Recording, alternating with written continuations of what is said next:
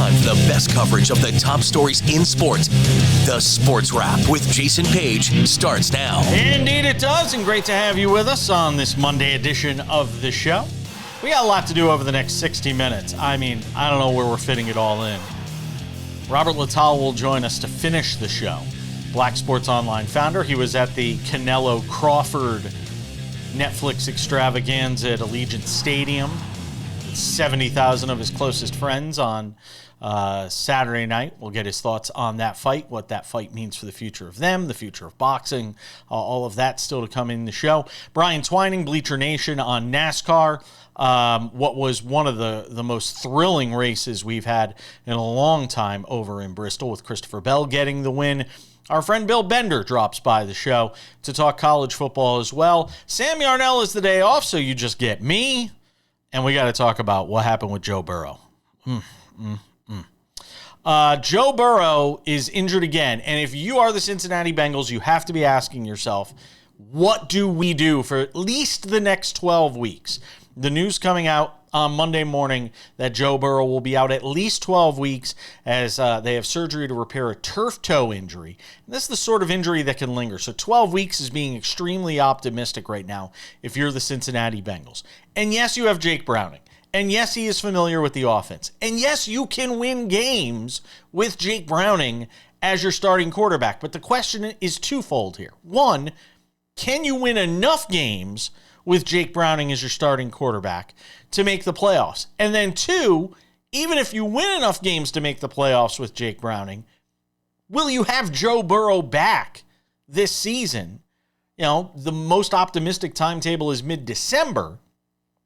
Can you afford to just throw away a season in which you went and signed Trey Hendrickson and figured out his contract situation? You brought back Jamar Chase and T. Higgins, and you've got all these offensive weapons, one of the most prolific offenses in the NFL. You're just going to hand that to Jake Browning and say that's our plan for the rest of the season? Is that palatable to the fan base? Is that palatable to ownership? Is that palatable to Zach Taylor?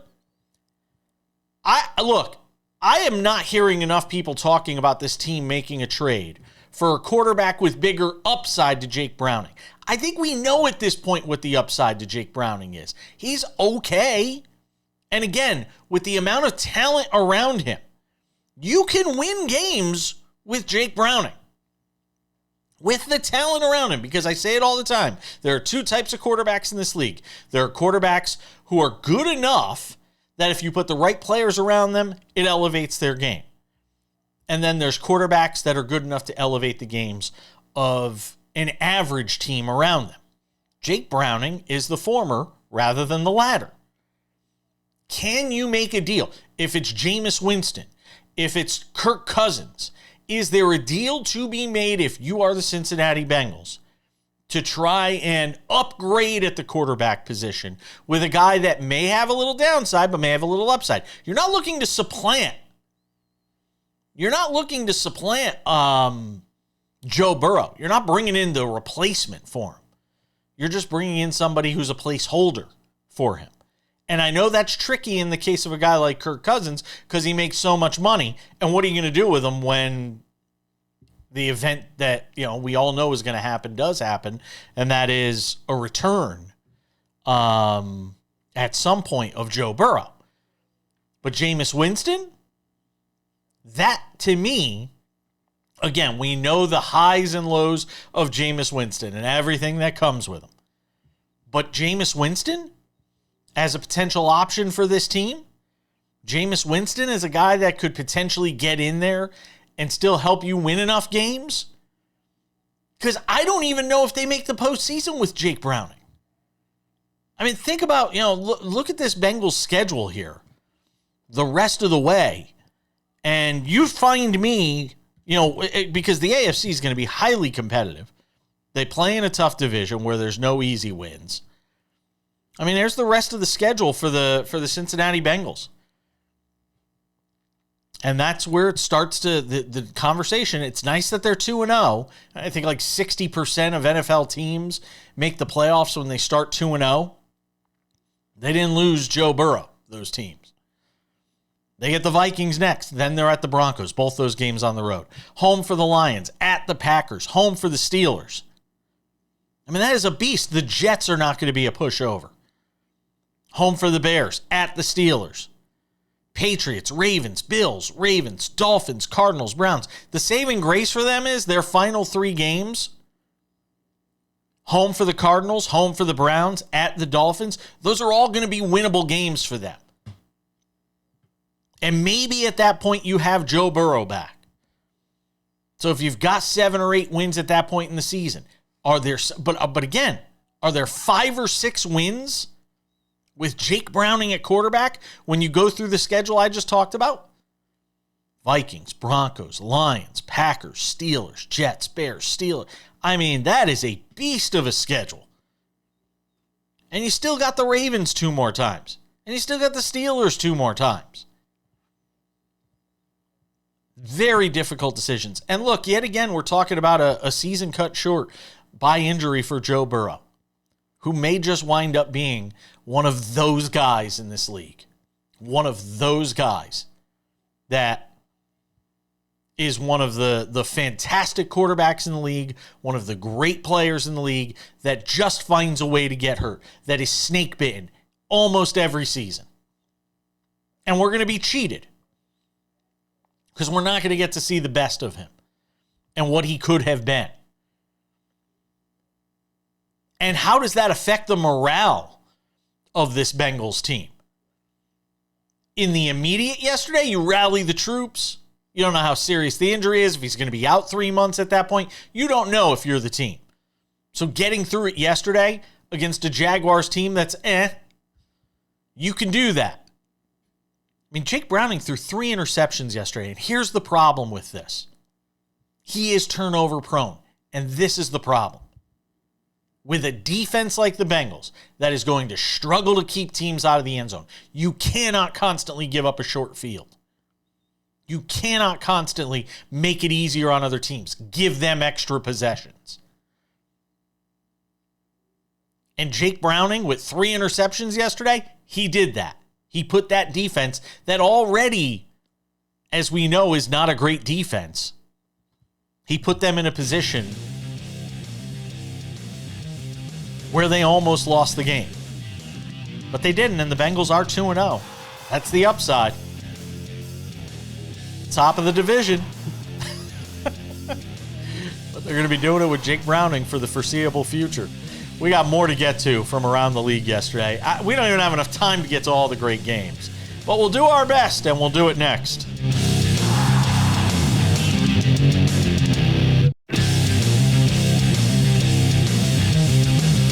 All right, coming up in 10 minutes, we got you covered for college football. A weekend of coaching firings. Tennessee and Georgia played a banger. Brian Kelly was in a bad mood even though his team beat Florida. Notre Dame is in trouble. But could they still make the playoffs is the question, because they're Notre Dame. Bill Bender, the Sporting News, will join us coming up to talk about all of that and more. But more to talk about from the NFL. And again, if we don't get to a game that you watch tomorrow's show, we will have all your Tuesday leftovers talking about what transpired, because it was a wild game, wild weekend of games in the NFL. So we'll obviously get to all of it on tomorrow's show. Let's go around the league and talk about a few of the highlights. And look, the Cowboys and Giants, who for like the first time in 20 years weren't on in prime time or in like one of the NFL's marquee spots on the schedule in terms of the time of the game. It was one of the early games. Delivered probably the most thrilling game of the NFL season. What do you have? 5 lead changes in the fourth quarter. And Russell Wilson plays, one of the best games of his career from a statistical standpoint. And the Giants still figure out a way to lose. They still figured out a way. I put this out on social media yesterday, and I'll say it again. If you're the Giants and you can't win that game yesterday, what game can you win? What game can you win? And does it even matter how good Russell Wilson plays? Because you see there is this anxiousness to get Jackson Dart into the game. They were playing him. They were alternating snaps at one point, it felt like, in the fourth quarter of this game, where they'd bring in Jackson Dart and he's handing off the football for somebody to run it. Why? What? Brian Daboll wants more FaceTime on the sidelines with Russell Wilson? Like, what are you doing? The Cowboys' defense is garbage. That's the big takeaway from that game. Outside of the fact that the Giants aren't going to win many games this year, despite the fact that Malik Neighbors is really special. The Cowboys, boy, they sold out on the run yesterday, but they didn't sell out when it came to defending the passing game because Russell Wilson was able to throw it around to anybody he wanted to. Sure, the Giants only ran it for 84 yards, but they threw it for 450. And don't forget Dak Prescott, who played well in this game too. So the Cowboys get their first win. They're 1-1. The Cowboys are exactly. I'm going to sound like Dennis Green back in the. You want to crown them? Crown them. The Cowboys are exactly who we thought they would be through 2 weeks. They are Timu Cincinnati Bengals. If Joe Burrow was still on the Bengals, they are the Timu version of the Cincinnati Bengals. They're going to score a ton of points. They're going to give up a lot of points. That's how they're going to try to win games. They're going to sell out on the run. They're going to dare you to beat them in the passing game. And as the Giants proved yesterday, you can beat them in the passing game. So there was that game, which obviously caught a lot of eyeballs and a lot of attention. What's going on with the Dolphins right now is going to become a bigger story. I don't know how Mike McDaniel survives what's going on with that team right now, because they are in big trouble at 0-2 after losing at home to the Patriots yesterday. And I know some people want to say this is as much about the Patriots and Drake May and this team's on the come. But Miami yesterday, this was a poor performance at home, giving up 33 in your stadium against the New England Patriots. And it was nice to see Tyreek Hill, if you're a Dolphins fan, do some things, 6 for 109 in this game. But again, where is the sense of urgency now for a Dolphins team that's 0-2 after losses to the Colts and Patriots, and they get the Bills next week? Well, this week, on Thursday night. They could be 0-3 before we even get to my birthday, which is September 20th, by the way, for those looking to send gifts. Then they got the Jets and Panthers, which will be winnable games. But the Jets are not going to be a pushover for anybody. And, we saw the Panthers yesterday competitive in Arizona against a Cardinals team that's now 2-0, by the way. Leaders in the NFC West. San Francisco figured out a way to win again. I thought that was a potential spot for them where they could lose. They get a win yesterday behind Mac Jones. Just trying to steal wins until you can get Brock Purdy back. And who knows when George Kittle comes back, because we know how hamstrings can be. How about the wild finish in Indianapolis with the Colts and the Broncos? Indianapolis is 2-0, by the way, for the first time in eons. And the reason they're 2-0, on a 60-yard field goal attempt, you get a player on Denver who tries to get leverage, hits the player, his teammate in front of him, makes contact with him. They throw a 15-yard penalty. It turns a 60-yard game-winning field goal attempt into a 45-yard field goal attempt. And what happens?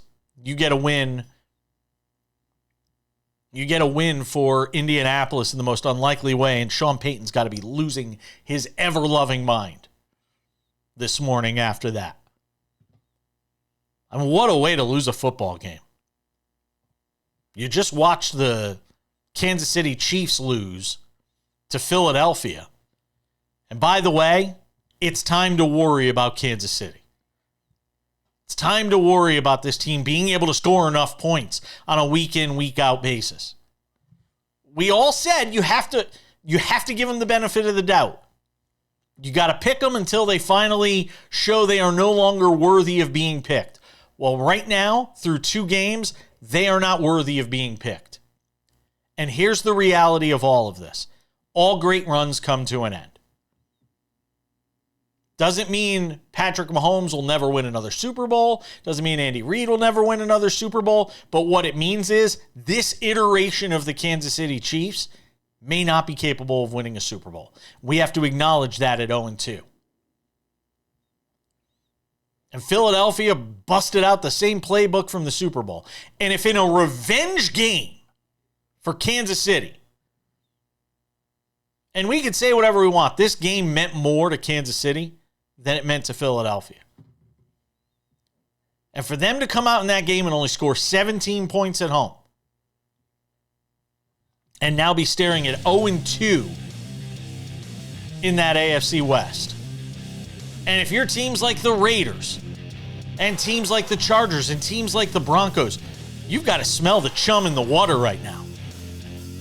This division can be had, which is why that loss for the Broncos is even more perplexing. We'll go from the NFL to college football. Bill Bender of the Sporting News joins us in just a couple of minutes. Don't go anywhere.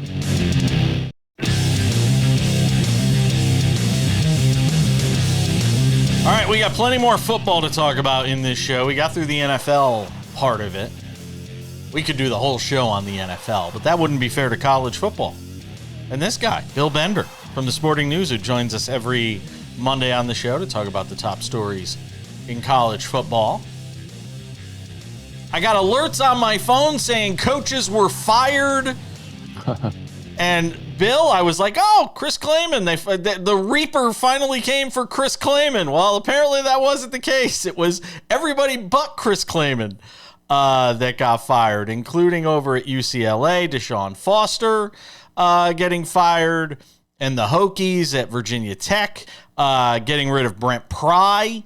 So I asked the question from this standpoint. I was thinking about this last night as I was preparing the show. Do you think now with NIL and all the money that's being poured into the sport, not just the money that coaches are getting, but now the money that players are getting, that with the pressures being even higher and being ratcheted up more, that we're going to see a lot more of these earlier season coaching firings, guys getting a shorter leash? I thought it would be the other way around. Really? After last year, because we didn't have a lot of Power 4 changes. You know, Rich Rodriguez and Scott Frost and Bill Belichick. It wasn't a lot. And now we're back to what we normally see is a couple, like, I would say quick.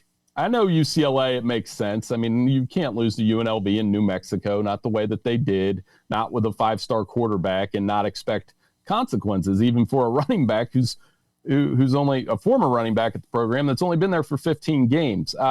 Virginia Tech, the Shane Beamer thing's going to come up this week and next week and the week after because they just haven't found the right fit since Frank Beamer left.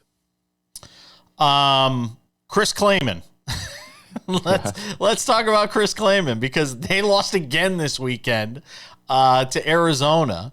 I mean, what if those guys are losing their jobs? What has to happen for Chris Kleiman to lose his at this point? Not that I'm rooting. I'm not rooting for anybody to get fired here. I don't have a horse in this race. But at the same time, I mean, at some point, they've got to be thinking about a change of some sort at Kansas State, don't they? No, you're just sadistic. No, I'm kidding.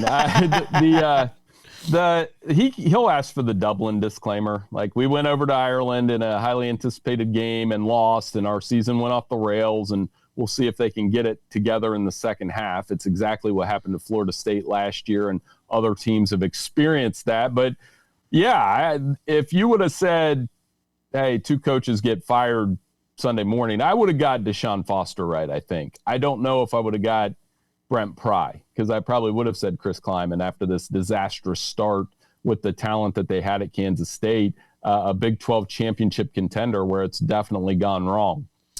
LSU wins again, but Brian Kelly's still not happy, and he's not happy because he's getting questions that he doesn't think are fair. And he wants to sort of, he's one of these guys that wants to dictate, I guess, what you can and cannot be asked in a post-game press conference.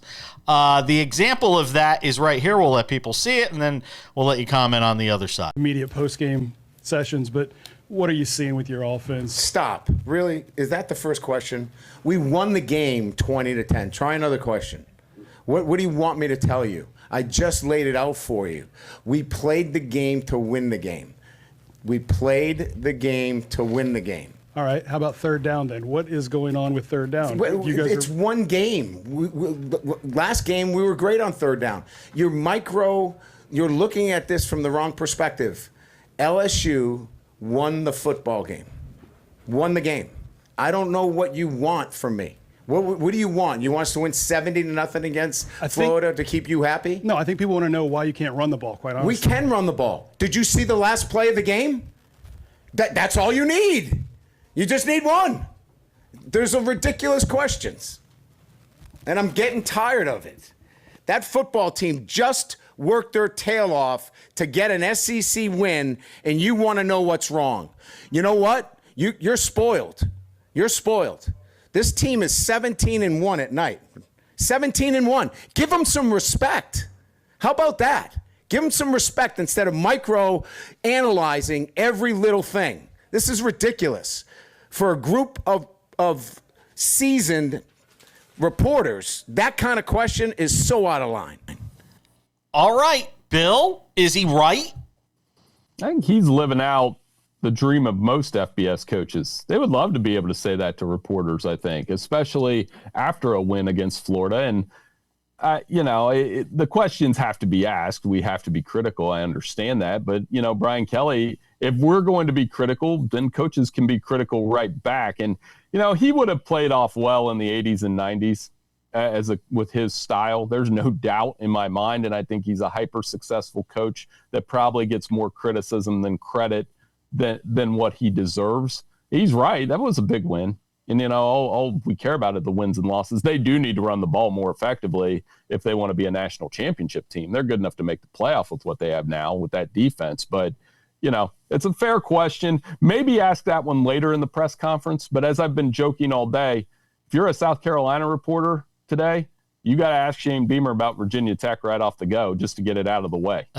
And the thing is, you look at their schedule. They get Southeast Louisiana, and then they've got 4 games out of 5 that are against ranked opponents, top 20 teams as of right now. I can understand why Brian Kelly would be a little ornery. Yeah, we're obsessed with Brian Kelly, though, a little too much, I think. And it dates back all the way back to the purple-faced moment when he was at Notre Dame. We love Brian Kelly meltdowns. It's like that. I didn't watch the show, but I've seen enough of the clips. Like, what's the guy's name in Entourage that always goes off? I know who you're talking about. Ari, maybe? Is it Ari? Yes. I think people watch that show to watch him have meltdowns, much like we watch LSU press conferences to watch BK have meltdowns. And I admit it. I've never seen Entourage. I don't know if that increases or decreases my value in your opinion. I'm not sure, Jason. It's like hoping the Mets lose, so you see Frank Fleming losing his mind from Barstool, about the fact the Mets just lost again. All right, so we've got through all the coaching stuff, but there is more to talk about from college football. There were actually games to talk about. I want to know from Bill, so I'm preparing you in advance. You'll have 3 minutes during the break to think about it. The 0-2 teams at greatest risk and the 0-2 teams that you could still see bouncing back and salvaging the season and maybe even being a playoff team. We're going to talk about that with Bill Bender as we continue on this Monday edition of Sports Wrap. Lots of football on the show. Don't go anywhere.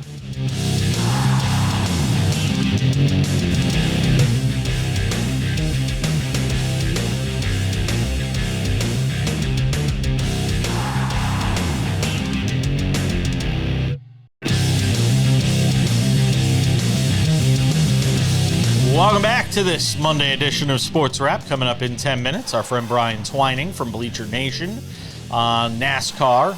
What had to be the most thrilling NASCAR race I have watched since I really started getting into the sport over the last couple of years. What a race. Cars on fire, guys getting smoked out of their cars. It was crazy.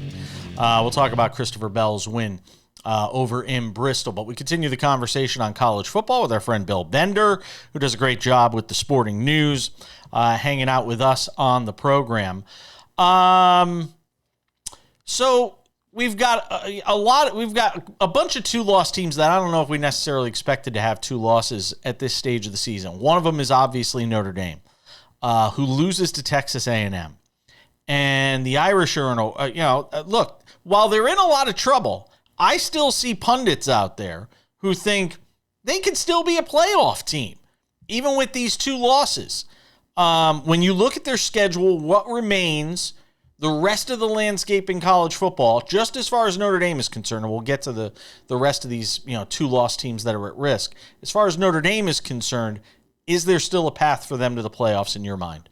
The knee-jerk reaction for me was no, and I think it's going to be very difficult because of what's left on the schedule. But the more I've kind of thought about it, 10-2, as long as you have 2 losses or less, you have a chance. The SEC teams are going to cannibalize each other, and there are a ton of them. The Big Ten teams are probably going to cannibalize each other a little bit, except for that top 3. I feel pretty good about Ohio State, Penn State, and Oregon. They need USC to go on a little run here. That would help. They need Navy to go on a run, as strange as that sounds, and they need one of those ACC teams on their schedule to get hot. But there is enough, but man, these are bad losses because they are a very flawed team right now. They let that one get away with the missed extra point, botched extra point, whatever you want to call it. And I just think it's going to be tough. I don't know. I guess they could, but I don't know that they're going to go 10-0 the rest of the way. Clemson at 1-2 after the loss to Georgia Tech. Now, the weird part is I think they're worse than Notre Dame, but they have a path back because they're in a conference. That's the other part of this equation. If Notre Dame was in the ACC and had 1 conference loss to Miami and lost to A&M and then went on a run, it'd be a playoff team. I mean, Clemson made the playoff with 3 losses last year. They are rough, though, for what we thought they were going to be. Cade Klubnik's been erratic. They let Georgia Tech out-tough them and go get that field goal at the end of the game. There's still a lot of good pieces at Clemson, but this doesn't feel like one of his national championship caliber teams, which I honestly thought they would be. It feels more like a maybe get into the playoff and get beat in the first round kind of team, which is what they were last year. How do you figure what's happened with Cade Klubnik and the way he's struggled? Is there one thing you can attribute it to? Just inaccuracy. I overuse this phrase all the time, but I think in life, and with quarterbacks, especially with my kids, I emphasize being efficient. Don't turn your bedroom light off. Don't go up there twice when you only have to go up once. And that's hard to teach with kids, by the way. But with quarterbacks, being efficient, getting the ball out on time, being accurate on throws that should be accurate, responding to pressure. And Cade Klubnik's, I remember reading a headline in the summer that he was a generational quarterback. I think Cade Klubnik will be a solid NFL quarterback at some point, but are you starting a franchise with him? Are you really starting a franchise with any of these guys so far this year? I mean, I don't know. You would have to, at this point, we're trying to re-talk ourselves into Carson Beck with the way he's playing. Not that we were looking at them as a playoff team this year, but a thought on Colorado now at 1-2. And you had, Dion, who was upset last week about the reporting from Pete Thamel that was out there about who the starting quarterback was going to be. And then turned out Pete Thamel was right about who the starting quarterback was going to be. But now Colorado at 1-2, and what could really be a long season in Boulder. I think it's going to be. And, if Dion wants to chew anybody out, he should chew the person out that leaked that to Pete, probably, yeah. Right? Like you've got some leaks in your building if you were trying to keep something secret. Plus Pete's an excellent reporter. So there you go. And you're right. I think it's going to get a lot worse in Boulder. That was a, eye-opener with Houston. And obviously in the Big 12, you can't take any game for granted in that conference. And especially when you're playing musical chairs at quarterback. Dion, when he starts sniping at the media, it could go either way. Yes. You know what I mean? Like sometimes it works, sometimes it doesn't. That shtick works when you're winning. It doesn't work when you're losing. That's the bottom line to me. Save the best for last. Tennessee Georgia. What a fantastic game it was. But yet again, Tennessee finds a way to lose this game. Imagine what our entire first segment today would have been about whether or not Georgia's empire is crumbling if that guy makes the field goal. I mean, because Tennessee came out swinging, great start. Joey Aguilar played well. They responded when Georgia responded and tried to bully them out of the stadium, and they just missed the field goal. It's got to be just you're gutted. painful. You're gutted for Max Gilbert. You're gutted, right? For sure. And I think, but Tennessee can bounce back. And give Kirby some credit. I am pumping up Brian Kelly and Kirby smart. What a limb I'm out on today. But Kirby didn't panic. He called timeouts at the right time. They win the game in overtime with the formula we've seen, a sweep and 2 runs up the middle. Kirby knows how to win, and that was a reminder that, Georgia, I don't know if they're a national championship team, but I know they're going to have something to say about it when we get to November. And Gunnar Stockton. We talk about the different quarterbacks in the game and, the Arch Mannings of the world and the Cade Klubniks. Gunnar Stockton, 23 of 31, 304, and 2 touchdowns.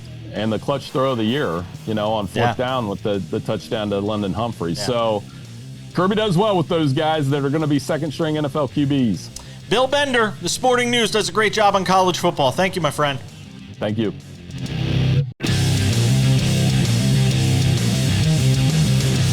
Thanks for being with us. Coming up in 10 minutes, special edition of Odds and Ends. Robert Littall will join us to break down what happened in the big, highly anticipated matchup between Canelo Alvarez and Terence Crawford.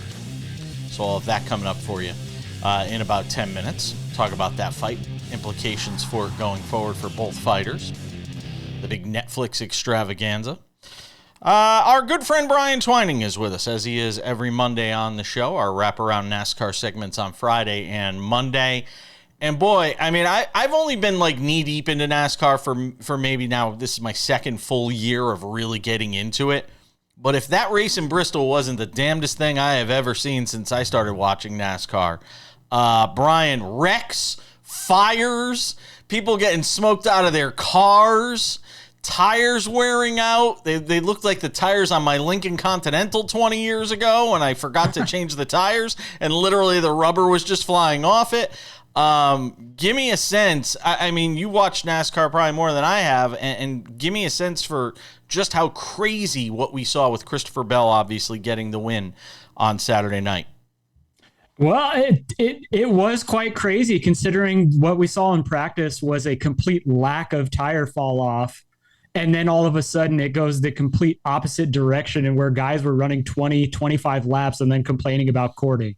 So it threw the race for the loop. The drivers did not know to expect this. So obviously strategies got thrown out the window. And as you said, because of all the rubber getting thrown on the track, you had multiple cars actually have fires in their right front wheel well. Honestly, for me, it was one of the most enjoyable races I've seen all season, and I'm still upset that they released an extra set of tires. They came into the weekend expecting the tires to only go 40 or so laps, and so they gave them an allotment of 11 fresh sets, expecting that. So why do we then give them an extra set during the race? It made no sense. You know how I feel about it. I was texting you as I am wont to do when I watch NASCAR. I texted Brian. I said, this would be the equivalent of the NBA saying in the middle of a game, you know what? We're going to make the game 5 quarters today instead of 4. Yep. Like, it's halftime. You know what? Let's add an extra quarter. Why not? Everybody gets the extra quarter. It's fine. I'm just like, this is what NASCAR does, really? Yeah, it kind of, I don't want to say it ruined the strategy at the end, but there were a couple of guys who were pitting based on the initial amount of tires that they were given about halfway through the race. So obviously it kind of screwed their strategies up. So obviously that beside the fact, the race was incredible. I still wish we wouldn't have had that late caution, because I was very excited to see if Carson Hocevar and Alex Bowman could have run down Brad Keselowski at the end there. So we have Christopher Bell winning. We've got our final 12 set for New Hampshire next weekend.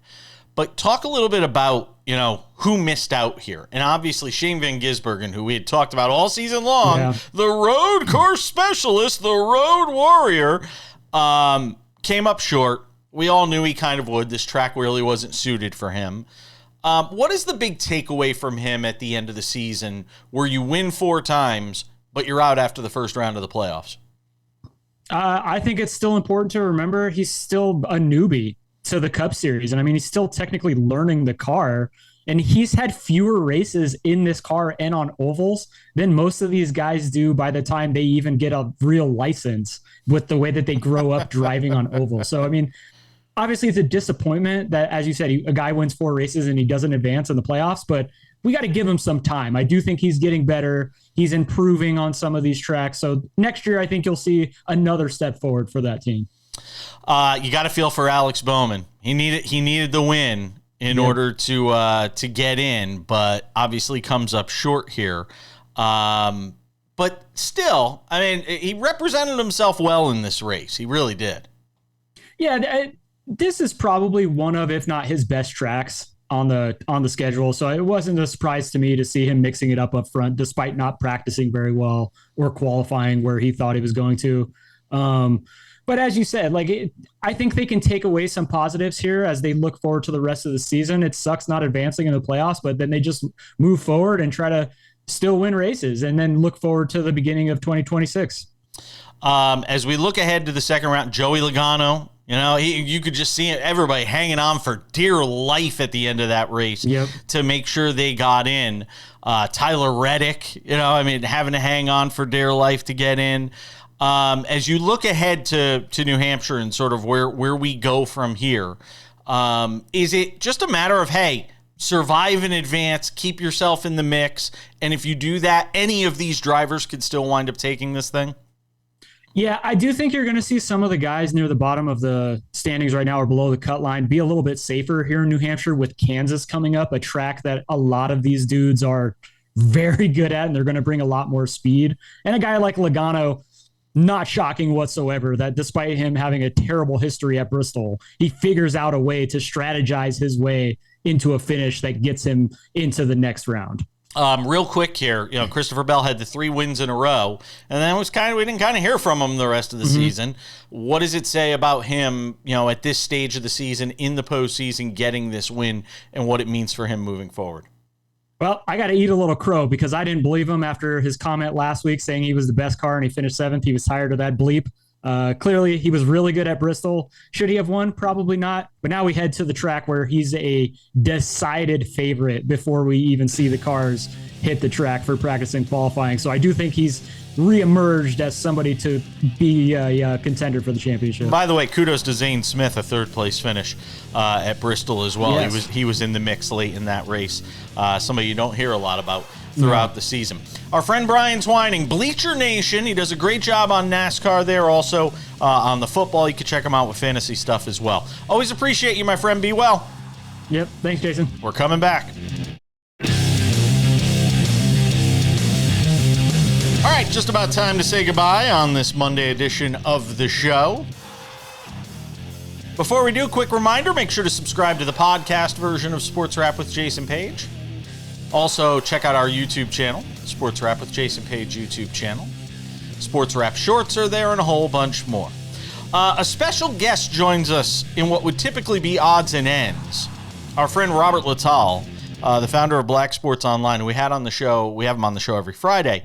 But if you heard us on Friday, we were talking about this Terence Crawford, Canelo Alvarez fight over on Netflix. Well, Robert was there. Robert, of course, the founder of Black Sports Online, was at the fight here in Las Vegas, where we are. And Allegiant Stadium, record crowd, 70,000 people. A great night for boxing. Before we get to the fight, Robert, real quick here, a great night for boxing. Yeah, I mean, great atmosphere. It was packed. And they were loud. And so it was one of those where you got chills when you saw the fighters kind of come out into the ring, and it kind of reminded people why boxing at a certain time was, one of the number one sports in the U.S., because there's nothing that really gets you going, that really has that type of atmosphere than a big fight right before that bell rings. Yeah. Terence Bud Crawford defeats Canelo Alvarez 116, 112 on one card, 115, 113 on the other cards. I had it 115, 113, despite the fact that people were giving me hate on social media throughout the fight for the way I was scoring it. I thought Crawford actually needed those final couple of rounds to seal this victory. Well, I think what happens is when someone is such a big underdog and someone is coming up 2 weight classes, I think you give a little extra credit when those rounds are close. And there was a couple of rounds, where Terence Crawford wasn't doing much, but neither was, Canelo. But Canelo was the aggressor in the fight. He was kind of trying to walk, Terence Crawford down. So I think it was a closer fight than a lot of people thought, simply because they were kind of just surprised at how Crawford was able to kind of maneuver through the fight without actually really ever getting hit, truly flush and truly clean. I mean, it was a boxing clinic from him. He fought exactly how he needed to fight to win it, which was to move, stick and move, hit and not be hit.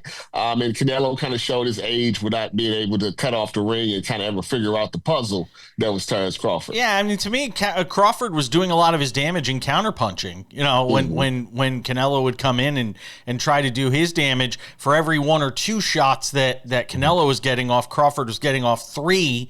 That's sort of what it felt like to me watching the fight, as somebody who doesn't watch boxing on a week in, week out basis, but obviously knows the sport pretty well. This now gets into an interesting conversation, though, with Crawford, who's never lost. He's 37, almost 38. There's a lot of conversations about what the future holds for him. I don't get the sense Canelo Alvarez is ready to retire, by the way. I think he's going to keep fighting. But for Crawford, who's won at all these weight classes, he's undefeated. A lot of comparisons, a lot of people saying, if we're talking about the best fighter of the last 30 years, is it him or Floyd? I'll ask you, as somebody who said, I've seen a couple of Floyd fights in person. You've probably seen more of them than I have. Floyd or Crawford? Well, the major difference between Floyd Mayweather and Terence Crawford is Floyd Mayweather fought all of his contemporaries during this era. Even if Manny Pacquiao was a little, I was going to say that was the end. That was the end of Pacquiao. But people don't understand. Shane Mosley, Cotto, Canelo, Oscar. He fought all of Oscar. Yeah. He fought all of these guys, during the time that they were still pretty active, fighters. Whereas Terence Crawford, he never got to fight Keith Thurman. He didn't fight Earl Spence in his prime. He didn't fight Sean Porter until Sean was ready to retire. He didn't fight Danny Garcia. He didn't get the Manny Pacquiao fight. So in Terence Crawford's prime, he didn't really get to fight his contemporaries, and he would probably beat them all badly. But because he didn't, and his 2 main, victories are on the backside of his career, it would have been a hell of a fight, between them. But I still give Floyd the edge, and as far as the best fighter, I would say, over the last 30 years. You have to put Usyk in that conversation as well. Do you get the sense Crawford will fight again? Is there a fight out there that makes sense for him? If it's enough money. Yeah, I think at this point it's about money. I mean, he was not an active fighter before. He fought maybe once every year and a half.